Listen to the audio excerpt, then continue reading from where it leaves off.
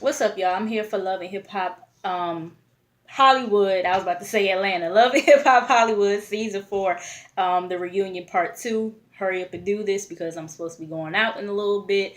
My friend slash bro, his birthday is really next week, but we're gonna be celebrating all this week. So yeah. I'm gonna be tired as fuck. But anyways, so it's the continuation of Zell and Mr. Ray or whatever, and their drama, and we actually get to see the attack this time, as last week, when they left off with it, we didn't get to see it, so we got to see it or whatever, and Zale is hitting him, and security comes through, and Nina is like, no, he needs to leave, and Ray is pissed off, and Lucci, he like, man, you ain't gotta run up on nobody and sneak them. What the fuck is wrong with you? You know what I'm saying? I was like, I was like, okay, Lucci, and pretty much like the whole cast was just kind of disgusted with Zale or whatever. Ray, he going off and he realizes that he's bleeding and everything. A1, stepped in trying to calm him down or whatever. Lyrica, she's pissed off because, I guess now she done came to the revelation about, Zale and his bullshit. You know what I'm saying? So, A1 is backstage with Mr. Ray trying to talk to him or whatever. Mr. Ray is like, I'm going to handle it like the white people do. I'm going to press charges on him, this, that, and the third. Even Tierra, Tierra is Zale's cousin. Even she was like, like, what the fuck was that? You know what I'm saying? And, Ray, he comes back to the stage and everybody is pretty much embracing him or whatever. And, he's like that he knew that Zale wasn't sincere, and I kind of like a person like Zale. You just kind of feel like that they don't be sincere a lot of times with the shit that he does or whatever. You know what I'm saying? At the same time, it did kind of look like Mr. Ray didn't want to embrace him, but I guess, like I said, because he said that he knew that Zale really wasn't sincere.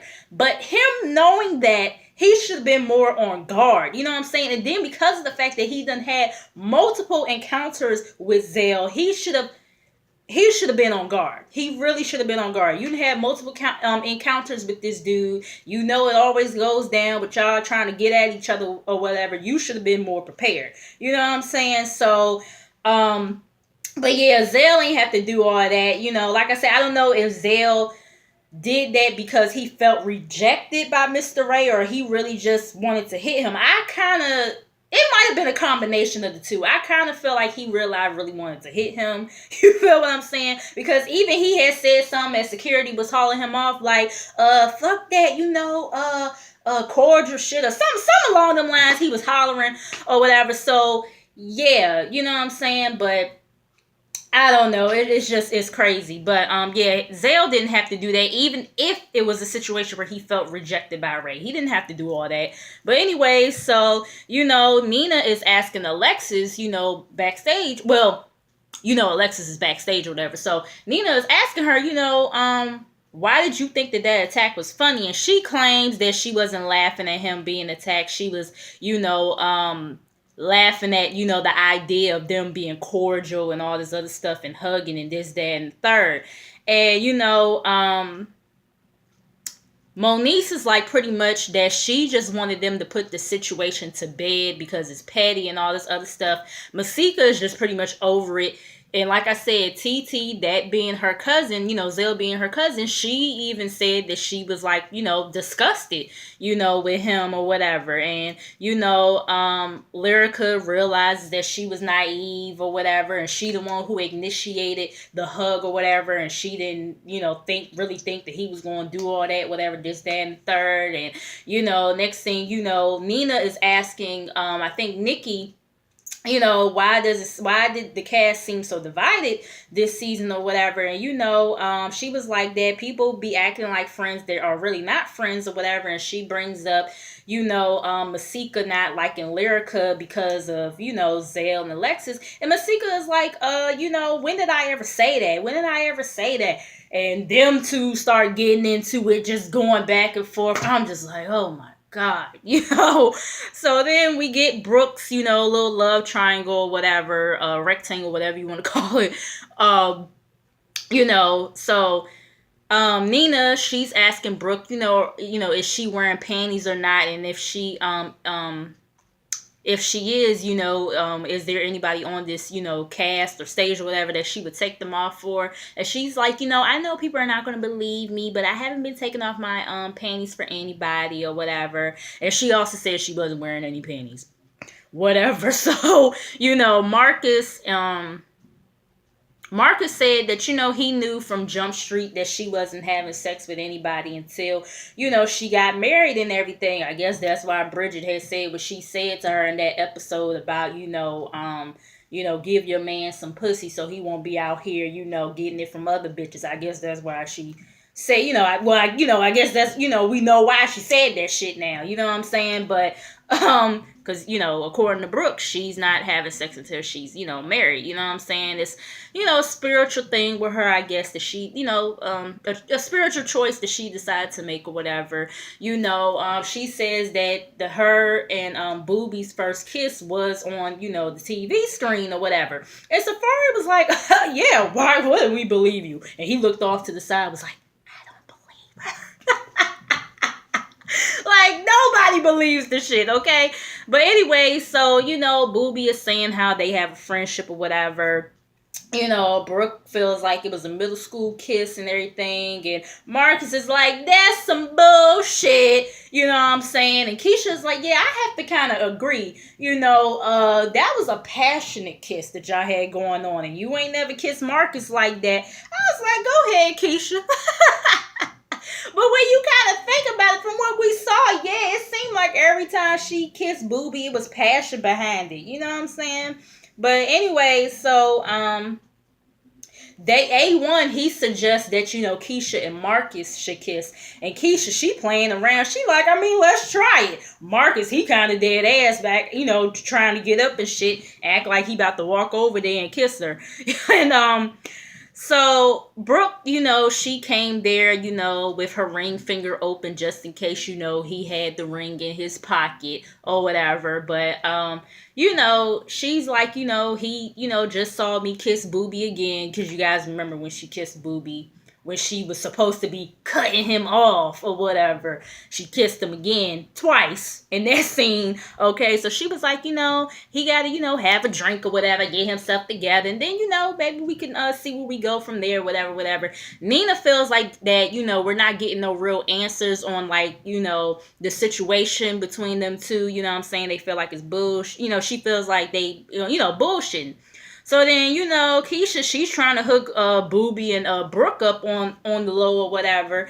And, she's like, I've heard nothing but nice things about Brooke, you know what I'm saying? And I kind of would like to have some kind of control of, who my son is around. I'm just saying, And then they asked Bridget, did she feel some type of way about the kiss or whatever with Brooke and Boobie.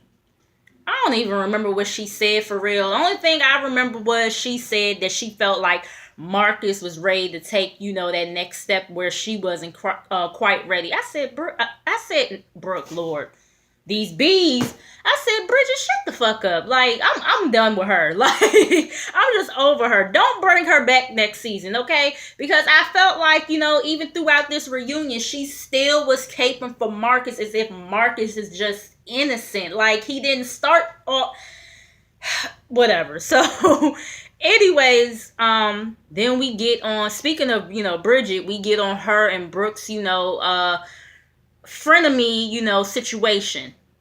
So, Nina is asking, Brooke, were you more hurt by the Cantalina trip or the song, situation with Bridget? And, she was more hurt by, of course, the obvious, the Cantalina trip and everything, because she felt like neither Boobie or Bridget told her. And, Bridget shaded her or whatever, this, that, and the third about that. Nina is asking James, how does he feel about the trip or whatever. James felt like he dodged a bullet. You know what I'm saying? Bridget, she gets on the whole song situation. she says that she never mentioned, like, going into the studio with Marcus because she knew what it was going to look like or whatever. And, her and Marcus have never crossed that line, unlike, Brooke and, her, friendship with Booby and everything. And I'm just like, I can't. Like, Bridget has just made herself very unlikable. Very unlikable. You know what I'm saying?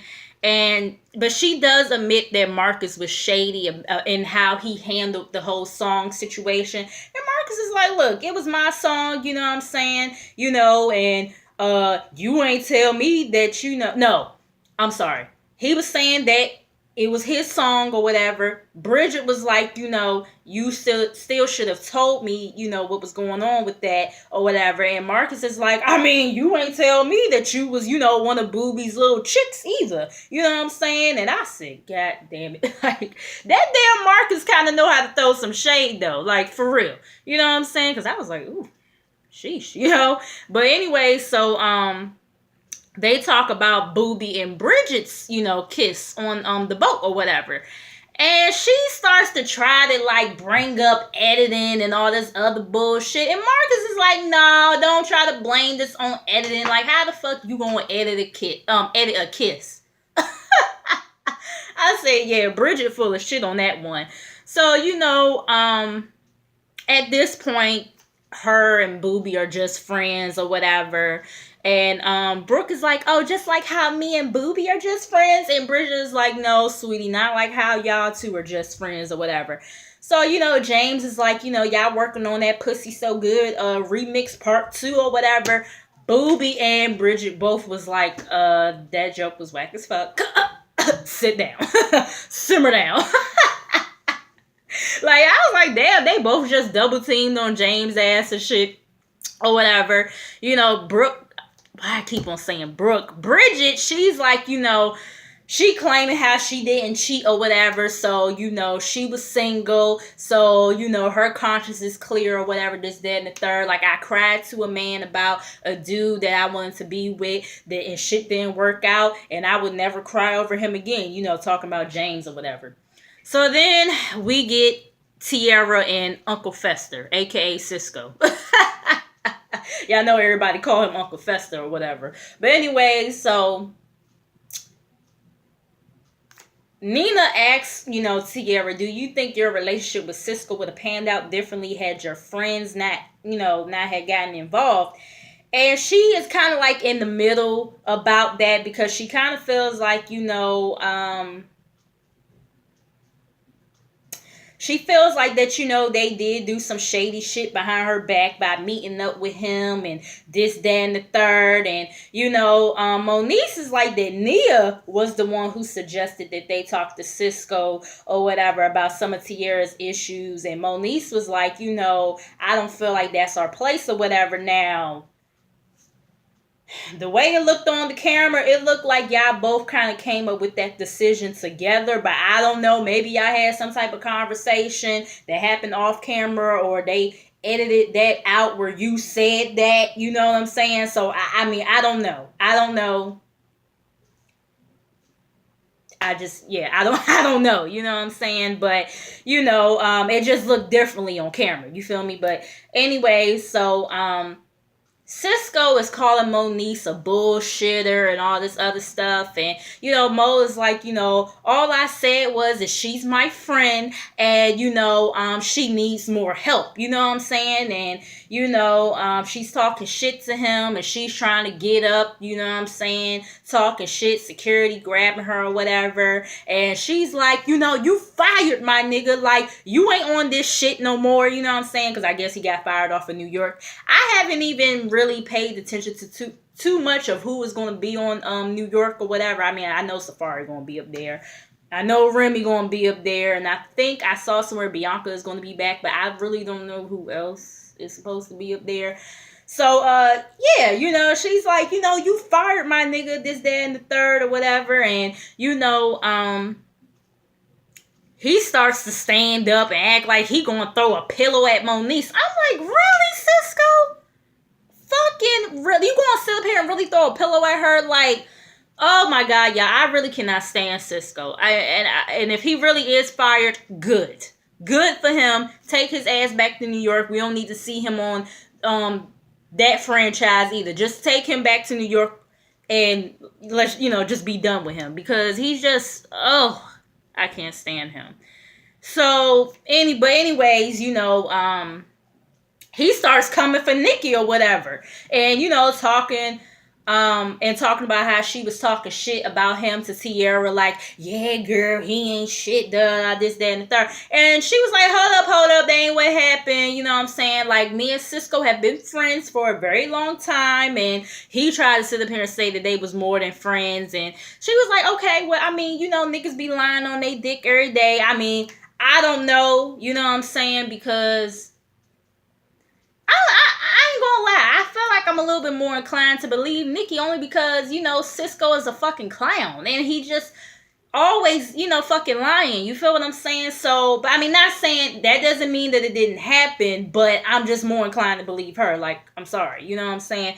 Although Cisco and I've always said, and I'm pretty sure other people have said it too, Cisco and Molly Mall kind of look alike. I'm just, so... I don't know. But anyways, but yeah, I just, for some reason, I kind of feel like he lying, but I don't know, but anyways, he claims, no, Nina is like, if you didn't like the way the relationship was going with Tierra, why didn't you just end it? You know what I'm saying? Instead of cheating on her. He claims he ain't never cheated. I'm like, oh my God, are we with this bullshit again? And he said, but he did mess up though. So then, TT, she's like, she felt like she got played by a TV ass nigga. You know what I'm saying? He's sitting up here doing all this shit on camera as if she wasn't going to see it, in the playback or whatever. And, he was like that, shit wasn't going right with them, so he needed convenience at the time or whatever, but it was still wrong, yada, yada, yada. So then we move on to Tierra's, intervention. And, she's saying how she's in a better place now and how her album is going to be out in January and her single is going to be out next month called Uber. And like, Nina said, turn lemons into lemonade, But anyways, she says that she don't drink no more. She don't even drink water from a cup. She makes sure she has it in a bottle because she don't even want to have that feel of having a cup in her hand. You know what I'm saying? And Masika, TT had kind of called out that, some of the girls had tried to say that she relapsed or whatever. And, Masika is like, that she was the one who said that or whatever. And, she was like that Tierra had called her when she got out of rehab, trying to find the 411. What's the 411, hun? What's been happening since, I've been gone. And so, she was on the phone with Tierra, and Zell was also on the phone as well, this, that, and the third. And I think Masika said that she was mute or something like that. And, Tierra was saying bitch this and bitch that about Masika or whatever. So Masika was like, I was very hurt by that. You know what I'm saying? So I did, come at you on, that's why I did take a shot at you. You know what I'm saying? And Tierra, she was like that she admitted that she was wrong and everything. She shouldn't have, did that, whatever. So then, Tierra, on like, them, bringing about this intervention and everything, Tierra doesn't understand why her family wasn't there. You know what I'm saying? That's why she felt like it was some bullshit. And I'm like, I definitely could understand that. I really could. You know what I'm saying? Because, yeah, intervention is like, yeah, why isn't any of her family there? Why is it just people that she is on this show with, and then you got one of the executive producers, being a part of this? You feel what I'm saying? So, I do understand that. You know what I'm saying? Tierra claims that neither Nikki or Moniece called her while she was in rehab, and she gave them both her extension. Moniece claims she ain't never got it. Nikki like, bitch, I called you every day or every other day, whatever, whatever. So I don't know, whatever. Cisco, he's still talking shit to Moniece and everything. It feels like Moniece wanted to get rid of Tierra or whatever, get rid of the competition and this, that, and the third. Because of the fact that Moniece sings too and everything. And Moniece is like, why would I do something that I felt like was going to elevate her, you fucking jackass? Why would I sit up here and do, if anything, I would have did something else if I was trying to get rid of the competition. Like, why would I sit up here and try to do something that I felt like was going to be beneficial to her? I say, exactly. Like, oh, Cisco, just go the fuck on somewhere, child. Like, for real. Like, I can't. I really can't with him. But anyways, we get on Chanel West Coast and her storyline. Safaree feels like they did a good song together or whatever. A1 feels that, the second time him being around Chanel, she was more humble, what I'm saying, versus the first time that he, told us about, meeting her with French Montana or whatever. Chanel, she apologizes or whatever. She talks about how, Hazel was at the video shoot and everything, how she was like just kind of over it, Then we get to A1 and Lyrica. Lyrica was like that, in regards to, her project or whatever. She was like that it wasn't that she didn't want him to work with female artists. It's just that she wanted to get her project out first, something that has been her dream. Let's do my dream first as your wife, and then we could focus on other shit. You know what I'm saying? A1 feels like it was a little bit of jealousy in there. Lyrica was like, well, bitches done slid in his DMs or whatever, talking about some, hey, boo, can I get a track or whatever? And on top of that, they not talented. You know what I'm saying? And Ray J was like, who you talking about? So when he said that, I'm like, oh, wait a minute. Is she talking about one of the cast members? I was looking like. So, then, Lyrica is like that A1 has stopped her from working with, some rappers or whatever, this, that, and the third. And A1 is like, I got all this talent or whatever, I'm lit. So why would you need to work with anybody else or whatever. So then we get Keyshia Cole's performance. I liked her performance, and I do like the song, Incapable. And they kept on panning the camera to Boobie. And at one point, A1 kind of looked at him like, yeah, nigga, you kind of done fucked this up here. And he kind of kept on looking, Boobie kind of kept on looking down a little bit. I found it kind of funny. But anyways, yeah, I enjoyed the performance. Then they say their goodbyes or whatever to Safaree, and they looking at some of his best moments, and he starts to get emotional and everything. And, Nikki hugs him or whatever, and I was like, oh, Safaree. It's so crazy how in the beginning of last season I couldn't stand him, but then he grew on me towards the end of last season. And I do like Safaree. He could be kind of corny at times, of course, but I do like him. I really do like him. Don't change who you are. I hope he doesn't change who he is, when we see him on New York. I hope that he continues to be the same funny Safaree that he's been, the comedy relief or whatever, staying out the way for the most part, and just having a good time like he always does. But yeah, that pretty much was part 2 of the reunion. It's a wrap, y'all.